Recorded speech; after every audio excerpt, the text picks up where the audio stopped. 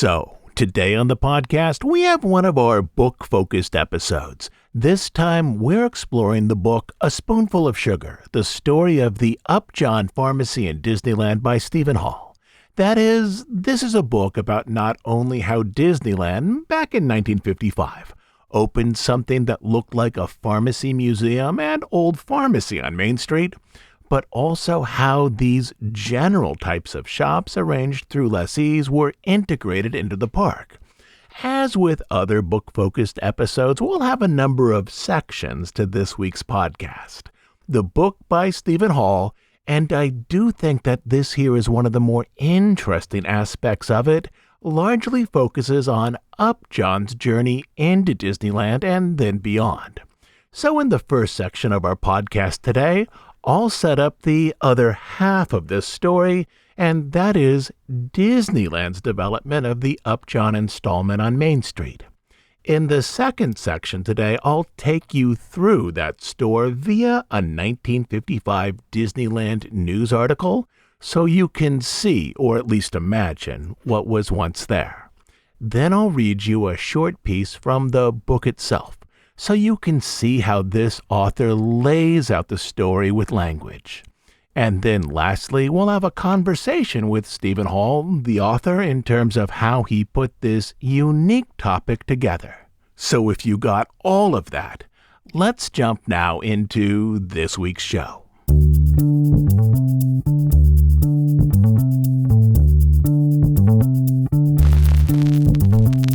Let's start with this, the story of how lessee spaces were designed at Disneyland in 1955. When the park opened, Disneyland contained attractions typically owned by Disneyland or in some cases by Walt Disney personally. It held restaurants, some of which were developed by outside companies such as Swifts and Quaker Oats. It held shops, some of which were owned by Disneyland, some of which were owned by large outside companies such as Pendleton Mills, and some of which were owned by small local businesses such as the bakery. And it held display space designed to promote companies. These companies leased space in the park and then worked with designers to set up elaborate display areas, usually themed to the land that they were in. Those displays in Tomorrowland typically had a forward-looking theme, and those displays on Main Street typically looked to the past, and so on. This is exactly what the Upjohn pharmacy on Main Street was. It was a shop building on Main Street that the Upjohn company leased to create display areas that mostly focused on the company's history and of the history of American pharmacies in general, though there was a second room in the back that focused more on the then-current Upjohn products. The lessees at Disneyland, in designing their display and shop spaces, worked typically with lesser-known designers and art directors, while the better-known and more experienced art directors, such as Herb Ryman or Bill Martin, worked more on overall area designs, such as for Fantasyland, or designs for highly visible buildings such as the castle or the buildings in Frontierland. As with most lessees, Upjohn was paired with a young set designer, specifically Peter Romero, who at the time did not have a lot of experience with Hollywood studios, but he was working on a TV show, specifically Dragnet, and this right here is a great illustration of how Disney tended to hire new people in the 1950s. To raise some money, Disney leased space on its studio sound stages to the production company that made the TV show Dragnet. This was a police procedural show. Not only did Disney lease out space, it appears that there was some commingling of talent and personnel as well. For example, while art director Harper Goff was working with Walt on early visions for Disneyland, he was also a part-time actor on Dragnet, with a minor recurring role on multiple episodes. Goff would rather famously co-design very early concepts for the Disney park, and later would design the original Jungle Cruise and also large sections of Main Street. Some of this was done occasionally while he also acted on Dragnet, which was shooting on the Disney lot. Now, I don't know exactly how this all worked out, but the outline here suggests that while working on Dragnet, Peter Romero, a relatively new set designer, likely met with people at Disney who were working on Disneyland. Possibly this was art director / character actor Harper Goff, but possibly it was someone else. But the transition from Dragnet filmed on the Disney lot to a lower-level art director and designer for WED, largely focused on lessee spaces, seems to have been fairly quick and seamless. And this also illustrates one of the great hiring principles of Disney during the time of Walt. The company liked to hire people they knew and had previously worked with. Peter Romero was the perfect candidate for the Upjohn project, largely to design the interior space. Walt was initially reluctant to have lessees on Main Street, but Disneyland Incorporated, as the park was then its own company, needed the money to finish construction. So it appears that one of Walt's design concessions was this. If lessees were on Main Street in terms of those who occupied large spaces, those lessees should generally be companies that actually existed at the turn of the century, which was the time frame for Main Street. Gibson greeting cards goes back to 1859, Swift's goes back to 1855, Beacon Storage back to 1891, Kodak 1892, Carnation 1899. The Bank of America, though with a different name, goes back to 1904. U.S. Time, later known as Timex, which had a watch shop, goes back, also under a different name, to 1854. And Upjohn, fitting perfectly into this time frame scheme, was founded in 1886. Generally, lessee companies at Disneyland with much later founding dates such as Frito, the American Dairy Association, TWA, and Kaiser Aluminum were placed in other areas of the park. I should point out that there's a couple of lessees, mostly small shops on Main Street, with slightly later founding dates, but in the push to finish the park and also bring in revenue, Disneyland Incorporated simply needed money and needed to fill space. But the overall design conceit, especially for those larger spaces, was to place turn-of-the-century businesses on Walt's turn-of-the-century Main Street. And as we'll talk about later in the interview section of today's episode, there was certainly some back and forth here, with designs going out from Disney to Upjohn's and revisions coming back, with Upjohn wanting more control, but between these two sides, with some material initiated by Romero and additions or significant revisions from the Upjohn people, the space eventually became one of the indoor showpieces on Main Street. Though Romero was working on a contemporary police procedural just before he came to WED to help with Disneyland, his later career defines Romero as an art director with secondary interest in historical period dramas, such as The Long Riders, The Right Stuff, and the long-running TV series The Waltons. And it is this design approach that he brought to, at least initially, the project for the Upjohn's Pharmacy on Main Street. Between Romero and two people who worked for Upjohn's, they assembled one of the most ornate interior spaces on Main Street. A beautiful turn-of-the-century pharmacy. Both sides contributed elements to the final design, but who did more of the work here might now be somewhat lost to history. And this pharmacy was the subject of an article that appeared in the November 1955 issue of the Disneyland News. This was an actual newspaper that Walt sold at the park via newsstands and newspaper boys for 10 cents a copy, and it featured stories about the park and occasionally people who worked there. So back in 1955, no one had a smartphone to look at while they waited in line, but they did have this newspaper. And I should point out another connection here, specifically that this article about the pharmacy was written by a very young Marty Sklar, who would later go on to oversee Imagineering.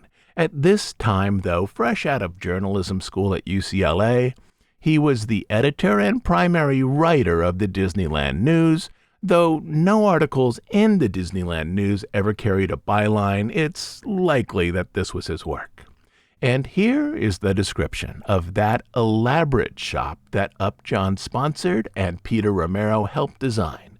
It's from the August 1955 edition of the Disneyland News, and it describes what a beautiful interior space this was, made with materials reminiscent of the more elaborate pharmacies that existed about 60 years before the park opened, and filled with antique pharmacy equipment and displays.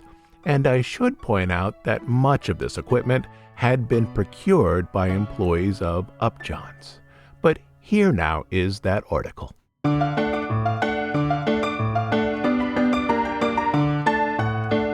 Main Street Apothecary Shop, turn-of-the-century recreation from the Disneyland News, November 1955. The nostalgic charm of one of the prominent landmarks of any small town or village of the late 1890s has been recaptured by the Disneyland Apothecary on Main Street.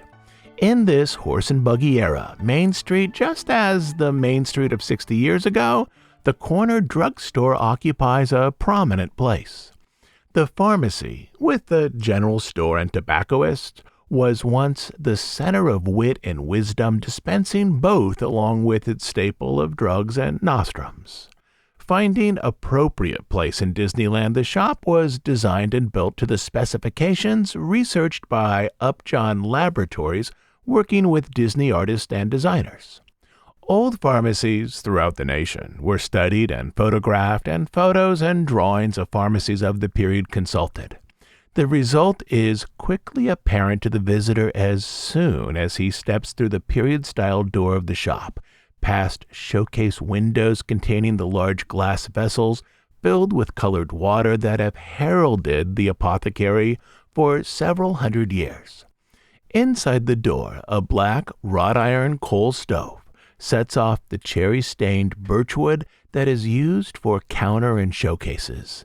Italian marble, another standard used for decoration in early stores, is employed. Reaction from visitors, both old-time pharmacy proprietors and the general public, indicate the designs have done their work well. Fixtures and implements for the store posed special problems for the designers. Much of the equipment they needed, according to old photographs, has long gone out of use. Private collections were investigated, and many of the items were obtained this way. The exhibition of microscopes, for example, came from a collection that a New York doctor had made for many years. The proprietor of the Disneyland Pharmacy, L.B. Austin, is a longtime Upjohn Company employee, though he is a pharmacist, and his employees number 2 registered pharmacists. The store does not sell or dispense. "We are here," says Austin, "to promote pharmacy and pharmacultural schools and the profession of medicine." And also, he adds, to give the visiting public some idea of the history of pharmacy and show how the art of dispensing has evolved into the highly skilled profession it is today. Some of the curios that the store exhibits includes a primitive yet accurate pharmacist scale estimated to be over 300 years old. Its delicate grace indicates Italian design, although there is no marker's name on the piece. And now let me read you a short section from Stephan Hall's book on this unique pharmacy in Disneyland. I always think it's important in these book-focused episodes to read a small section from the book so you can hear how the author, in their own words, put the story together.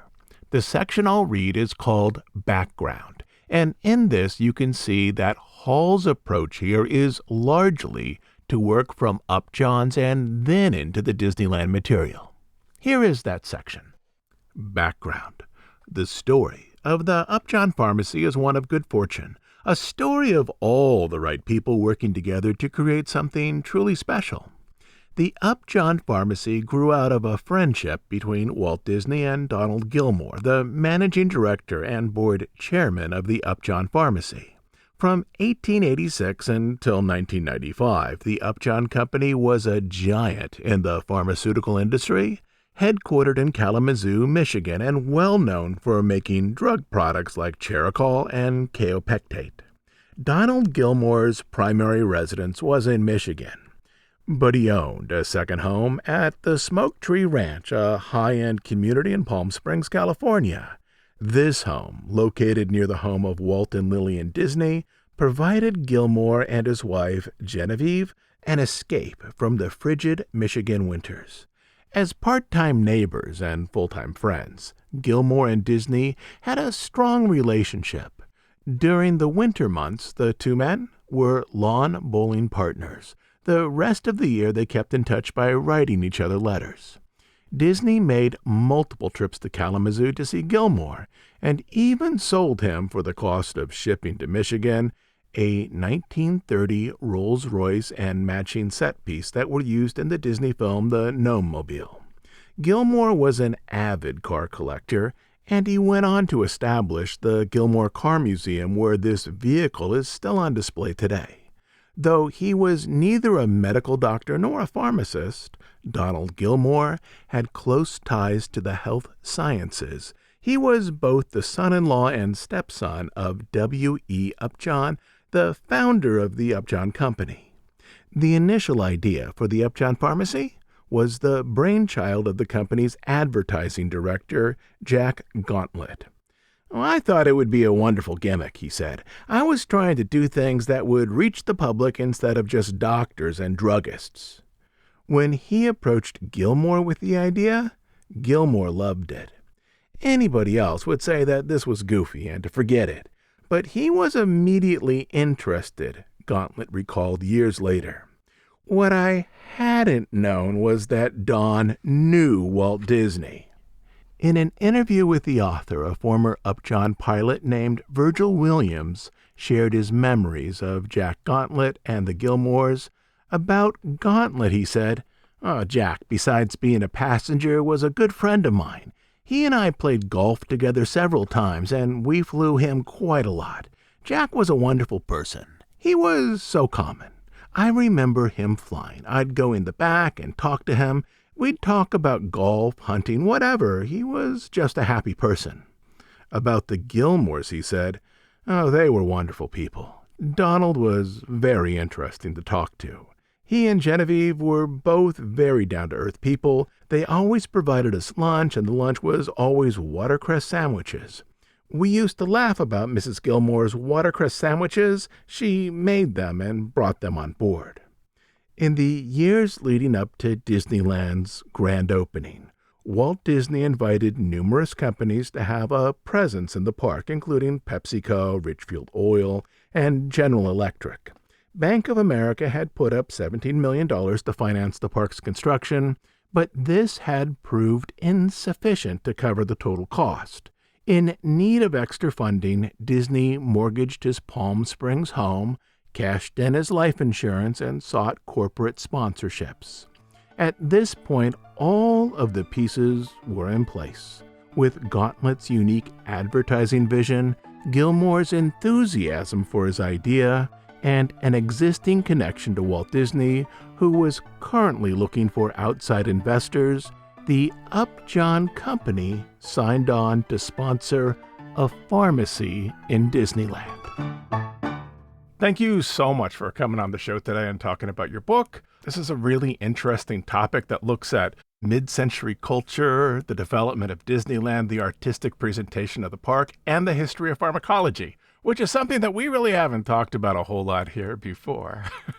I'd be amazed if you had, frankly. Well, we've talked about the Upjohn's apothecary on Main Street, but we've not really talked about the history of pharmacology in America as it related to that much. So you come out of an art history and library science background, so maybe you could talk a little bit to start things off with how did you wind up writing a book about a turn-of-the-century pharmacy exhibit and the store that was once on Main Street? And maybe also, what did you learn about Disneyland and theme parks in general through all of this? Sure. So the story of this is is kind of uh, right place at the right time. So, as you said, my backgrounds are in library science, art history, and also computer science, which kind of is a black sheep. So for a long time I wanted to work in the museum world. And so when I was in grad school getting my library science degree, I was looking for volunteer work. That's like a really key factor. If you want to work in a museum, it's really important that you have volunteer hours.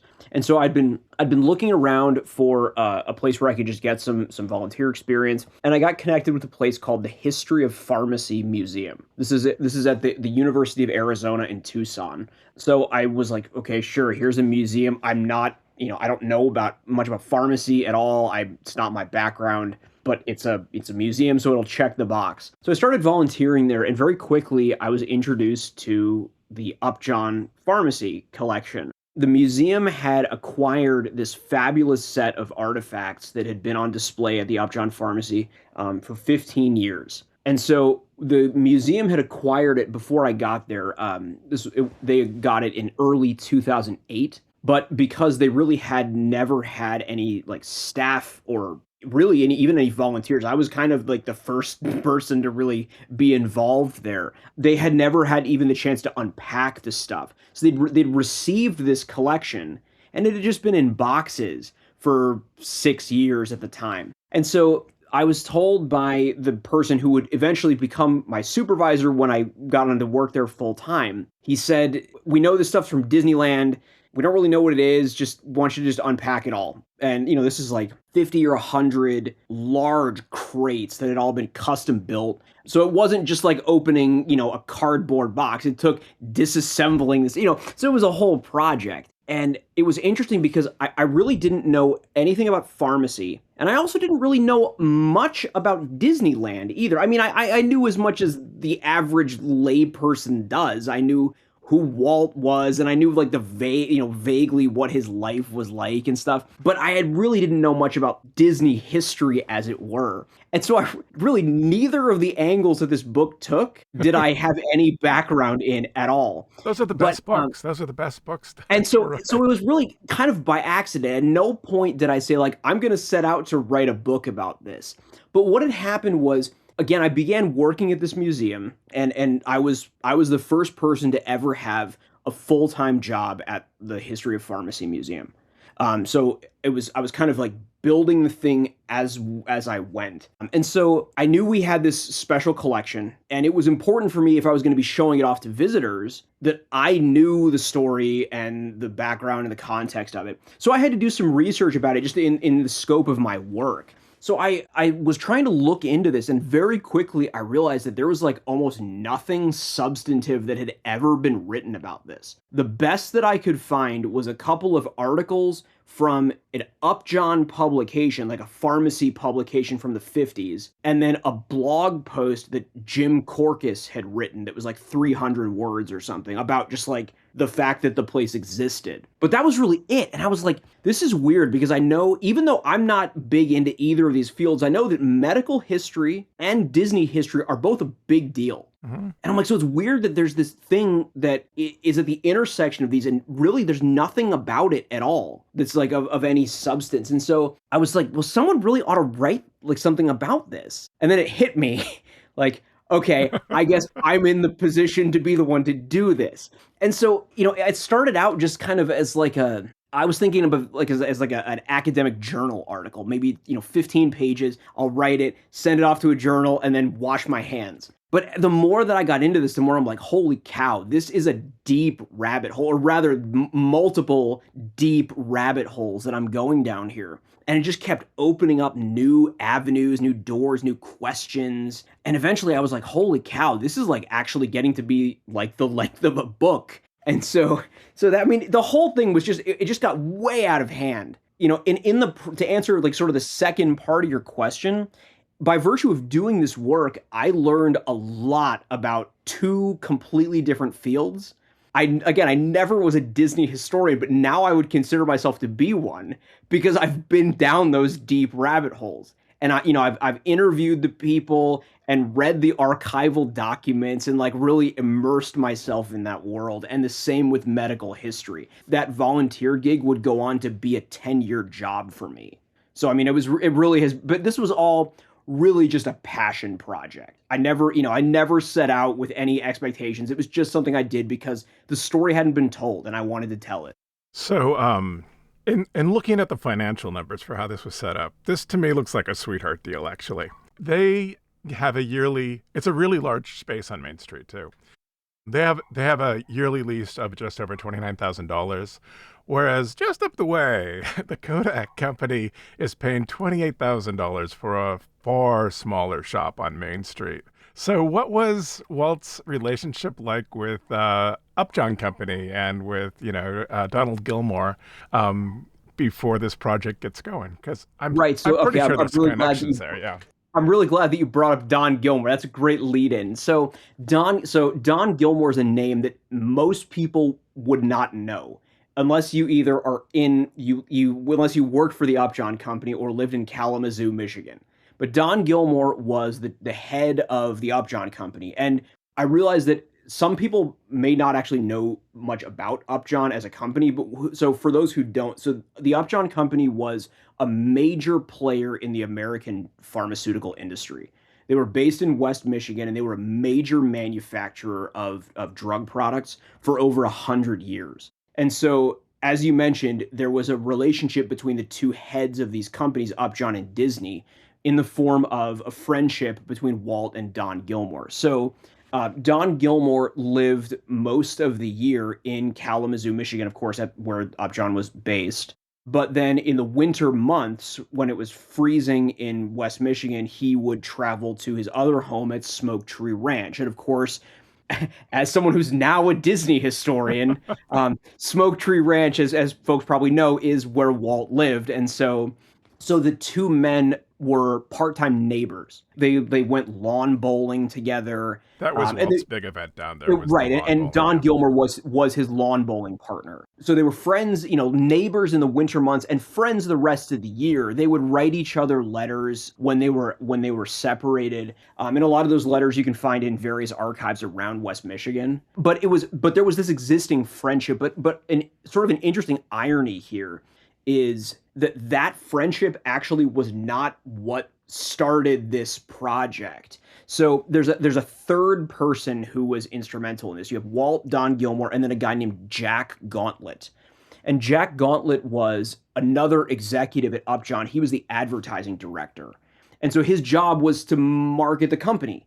And so he had gotten wind of this thing that Walt Disney was doing in Anaheim, and that Walt had been looking for sponsors. And he had this idea of like, well, what if we put our name in the park? And so Jack Gauntlet really was the one who came up with the idea.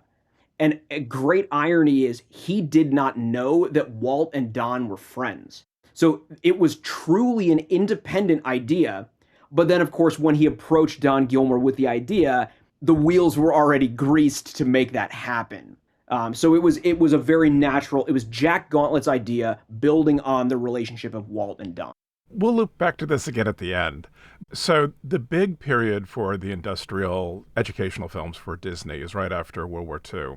And some of those projects get put on hold like forever. Was there any connectivity between Disney and Upjohn's in terms of commercial educational film production before this, or does that all come later? So that there is a connection, but it did come later. Later. Yeah, I mean, really, the business partnership really began with the Upjohn Pharmacy, and that was the extent of the business partnership for 13 years or so. But in the mid to late 60s, shortly before Walt's death, the two companies had sort of expanded this a bit and created what was called the Triangle of Health series. Yeah, the 4 films, yes. Right, the 4 films that were created by Disney for Upjohn. Yeah, I can tell you that at the time of Walt's death, he had 2 things in his office at the studio from Upjohn's. And one of them was a photo of the Upjohn's Pharmacy on Main Street, but the other was the folder of letters about those 4 10-minute each-ish documentaries that they wanted to make about the maturation process and, stress and Right. other things relating Right. to health. So in Some your of the book, oh, go ahead. some of the songs are pretty good. I mean, that's pretty deep, like obscure Disney history. But some of the songs in there are pretty dang catchy. Hmm. And it's funny because when you look at the list of animators and songwriters, I mean, they're Disney legends. A lot of them are. Hmm. Yeah, I know that. So Ken Peterson oversees the project once it moves forward after Walt's death. But on like doing animation are people like Les Clark. They're like there's Right. not a lot of features moving forward after Jungle Book. And so it gets a lot of the better animators that it wouldn't have gotten otherwise. That's right. And I think the timing of it was, it was a sad circumstance, but like it did mean that those films did get some pretty high level attention. Yeah. So another person that I was delighted to see in your book, and very surprised to find him there, was C.V. Wood. You talk about C.V. Wood in his Freedomland days, which is this kind of Disneyland knockoff park that was in the Bronx in the early 60s, which also has a pharmacy on its version of Main Street, which was Little Old New York. But C.V. Wood, during the period where Upjohn is going through development, because some of this stuff I think is actually pretty interesting in figuring out where the art might be, C.V. Wood is in charge of the business side, operations and lessees and things like that. So the people under him are controlling lessees. Walt is overseeing all of the creative and attraction areas at the park.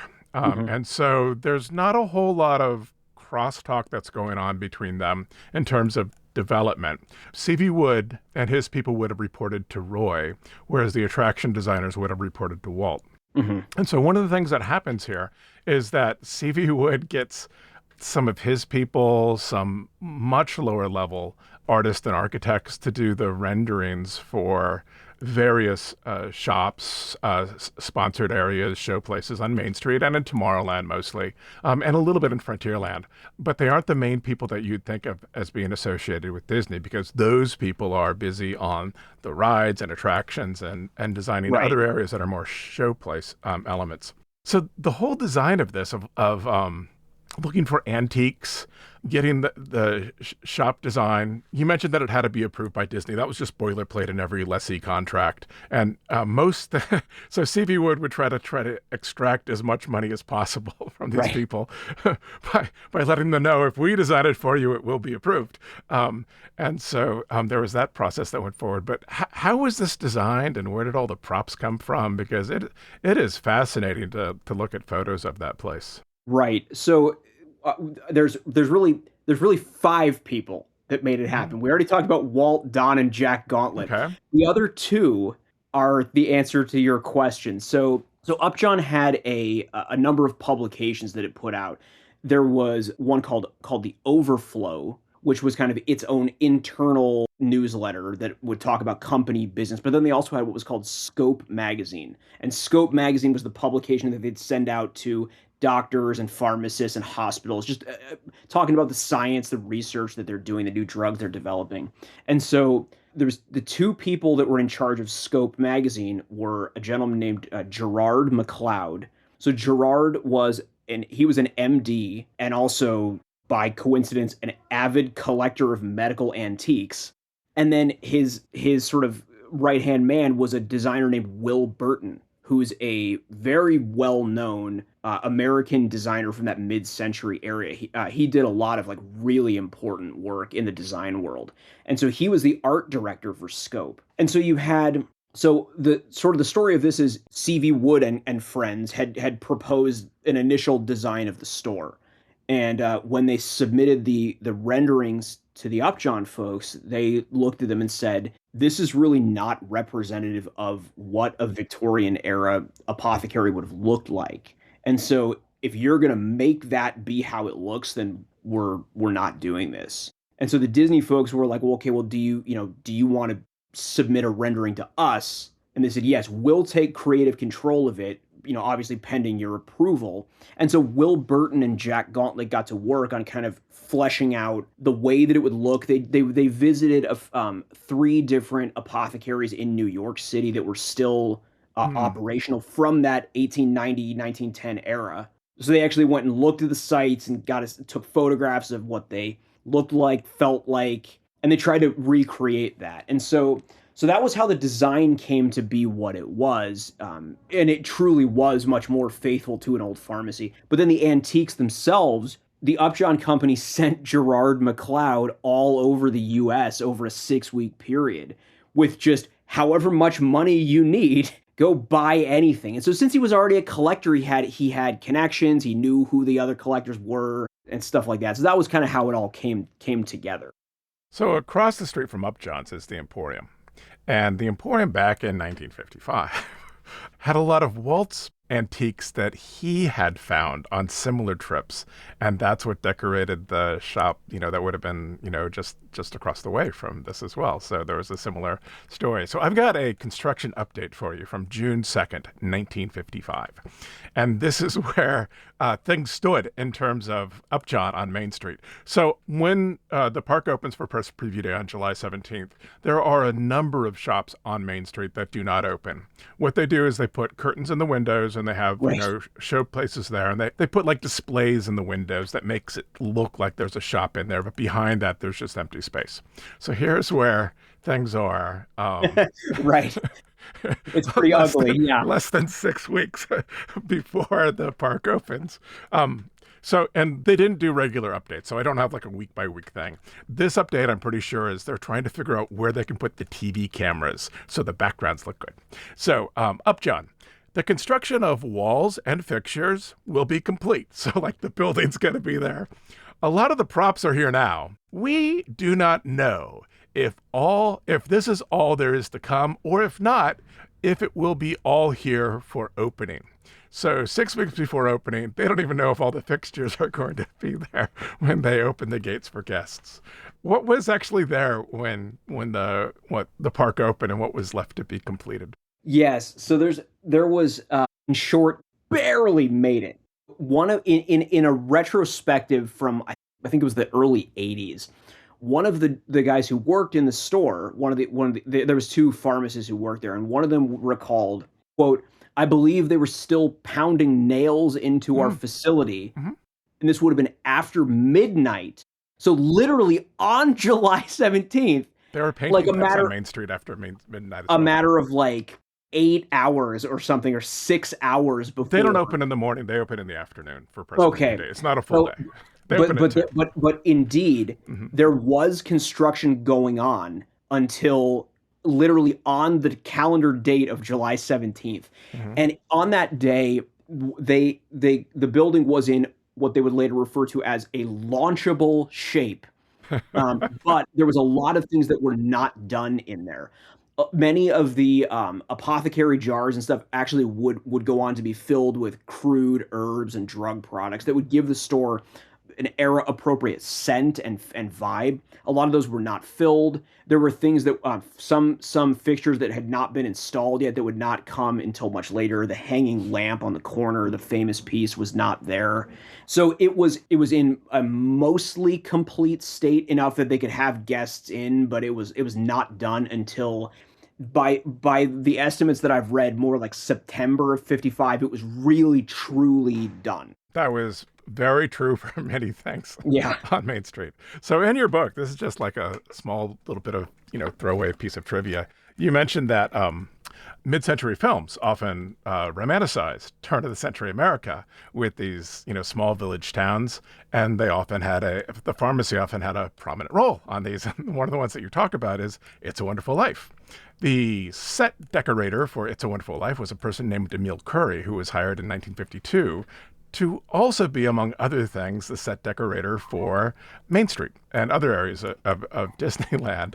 And it's like, oh yeah, this really does kind of have that feel a little bit, but it might just have that feel because it's authentically brought in from the people at Upjohn's as well. Yeah, they really did do their homework on this. They really did their research to make sure that everything about the store was right.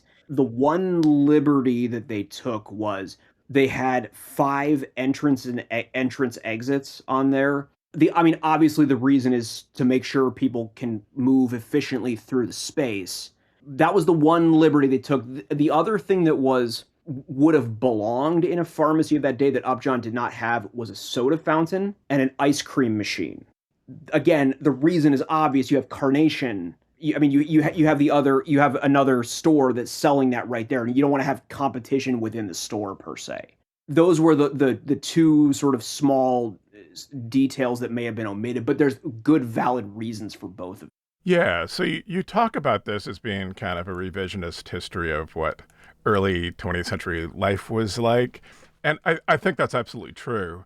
But it's not, I don't think it's the Disney designers that are actually doing this for the most part. What Disney's doing is that they're modeling Main Street and Frontierland and other areas after how things look in the movies. And so the movies, for the most part, have already revised what this nostalgic version of turn of the century American life was like. And all Disney is doing is getting art directors that understand what this kind of cohesive vision of the movies is, and then moving that into the park. So if we were to go there, let's say in September when everything's there, into Upjohn's, what would we have seen if we were to walk into that store? Sure. So what you would have been greeted with is a large main display space that was covered all over in beautiful, precious pieces from Victorian pharmacies. They actually were genuine antiques. Even in 55, they would have already been antique. You're talking about glass, porcelain, Delftware. I mean, just really precious, very breakable, frankly. Lots of very breakable things. And there was the sort of the showpiece was a large backsplash that would have been like a compounding counter at a drugstore where a pharmacist would have used a mortar and pestle to compound, lined in the back with a whole collection of beautiful apothecary jars and bottles. In the window, there were hanging what were called show globes. They're a classic symbol of pharmacy, full of they're like oval, usually oval-shaped glass jars hanging from chains full of colored water. Again, an old-time symbol of the profession. There was a collection of 12 beautiful leaded glass pendant lamps hanging from the ceiling. And the store was made to be multi-sensory. They had a large herb grinder in the store, which of course was itself an antique, and periodically they would use it to mill crude drug products like cinnamon, cardamom, lavender. Sort of these like what we would think of as kitchen spices, but had many applications in old-time pharmacy. And so what this would do, of course, is give the store this olfactory scent, this very kind of nostalgic scent of a drugstore. But it's worth noting that the Upjohn pharmacy was not just historical, just old stuff. There was an adjoining sort of back room exhibit that focused on what at the time was present day Upjohn, talking about sort of what are they doing right now. And it was much more about advertising for the company versus looking at the history of pharmacy. So they had in this back room, they had a large transparency, a wall-sized transparency showing their manufacturing plant in Portage, Michigan. There was also these 4 rotating columns that showed photographs of the process of drug manufacturing, from like research to testing and manufacturing and such. So it was kind of a then and now. The old stuff was kind of at the heart of it. That was the centerpiece, but also not to be forgotten is the modern. So one of the things that you include in your book, I think the photos are from Dave's site, is of the 2 pharmacists actually using a mortar and pestle to compound something. Do you have any idea what they're compounding? Because this is how they would make medicine. I'm pretty sure they aren't making medicine. Right. That so as samples. I do know that they were not making any kind of like actual drug compounds, but I mean, they may have been making something like hand lotion. Okay. Or like something that's very, very inert like that. I mean, something that would not really present like any kind of meaningful risk. I mean, they're not going to be using Bunsen burners or whatnot. But I mean, yes, but making something like, hand lotion or sanitizer or something like that. I mean, but yes, they actually would, the 2 pharmacists that work there actually would do basic compounding, just sort of to show a guest what would have actually gone on and really what does a pharmacist actually do then and also in the 50s. The other thing that I've met a lot of people who remember visiting the Upjohn store as kids, and there's 2 touchstones that if they remember it, it's one of two things. It's leeches, and what's the other one? And so there's the jar of leeches, yes, is the big famous one. And the other one is the little sample bottle of vitamins that they would give out. You can still find them on eBay for like $50, but the Unicap vitamin samples that they would hand out. But yes, the leash jar really is the thing that people remember. You know, and historically, leeches were very commonly used in medicine. So there was a good historical reason that they were there. But of course, it must have been pretty jarring to see creepy crawlies in a jar on the counter. And, you know, it's something that sticks out in people's minds for sure. So you do have the story about how the leeches show up in the waterways. This is my favorite thing. Yes, go ahead. I can stitch it together a little bit more for you. I talked with someone that was on the cleanup crew when the Upjohn contract finally ends in the 70s. So the end of the story is the part that everyone knows, that they show up in the major Disney waterways, such as the Jungle Cruise. Right. Nobody wants them to show up in the waterways. Nobody dumped them in the Jungle Cruise, the rivers of the world, which is what it's sometimes called. So here's what happened. I talked to someone that did this. They didn't know what to do with them. They were live and they were in liquid. So they took them out to the storm drains and they put them in the Disneyland storm drains off Main Street. Right. Which should have taken them out to the ocean eventually, right? You would think. Only the next day there was a huge storm, which caused all the storm drains to back up. And the overflow in Disneyland for the storm drains on Main Street is the Jungle Cruise.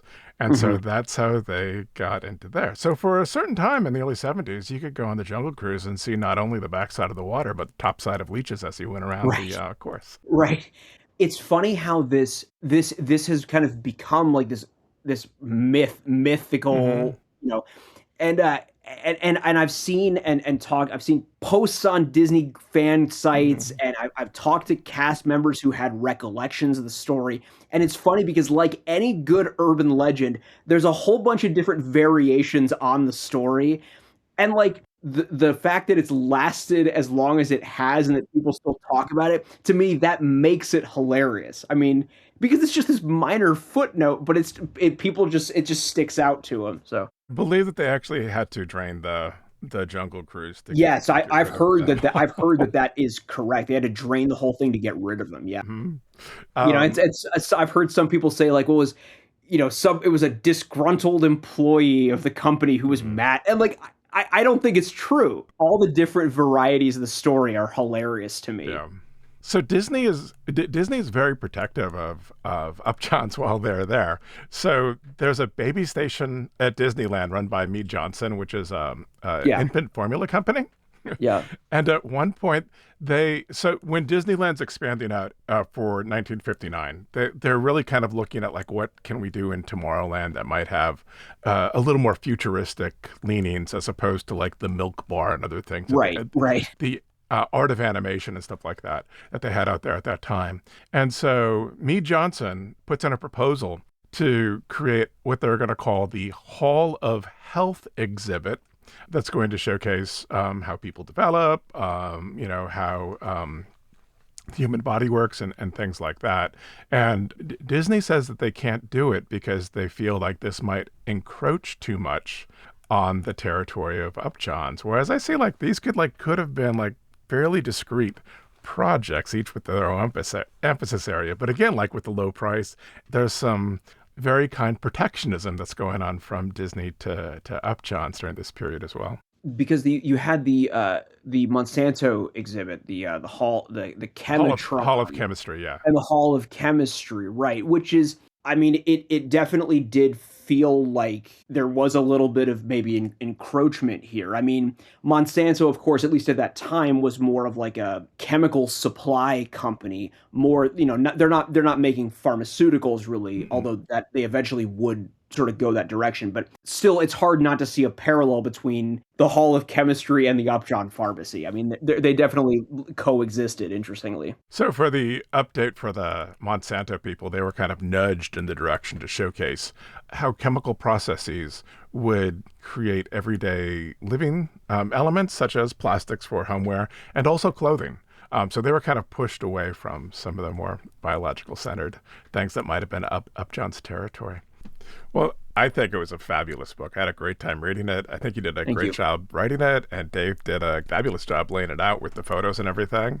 Is there anything that we haven't covered today that you'd like to add to our conversation? One thing that I'd like to I'll add here was it was surprising to me what a big story this turned out to be. Because looking at more broadly the picture of Disneyland and Disney history, it's such a big thing. Disney's such a big deal. And the Upjohn Pharmacy feels like just this tiny little obscure detail in the history. But it was amazing to me. Again, I didn't. This might always be the case, but I didn't come from a Disney history background, so it was interesting for me to discover is that tiny little detail is actually this big, broad story. I had fun going down all these rabbit holes, and I'd hope that that someone who reads the book would have fun going down them with me.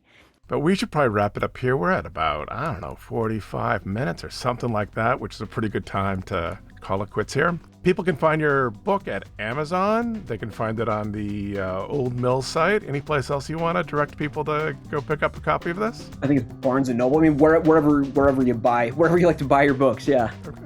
Well, thank you so much for coming on and talking with us today. I've really enjoyed it. Thanks. I really, really appreciate you having me on. And please, enjoy. I hope you enjoyed. I'm glad you enjoyed it. I hope others will as well.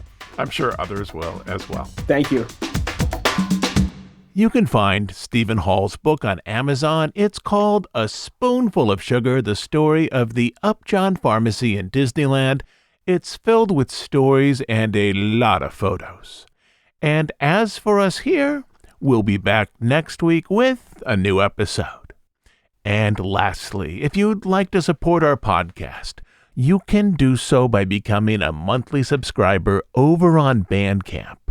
On any of our public feeds, such as on Apple Podcast, you'll find about 100 episodes. But over on Bandcamp, you'll find over 400. The best reason, though, to join us on Bandcamp is to support the show. We're an ad-free, listener-supported podcast, so our supporters on Bandcamp are the people that keep this whole enterprise going. You can join them at dhipodcast.bandcamp.com. So, until next Sunday, this is Todd James Pierce.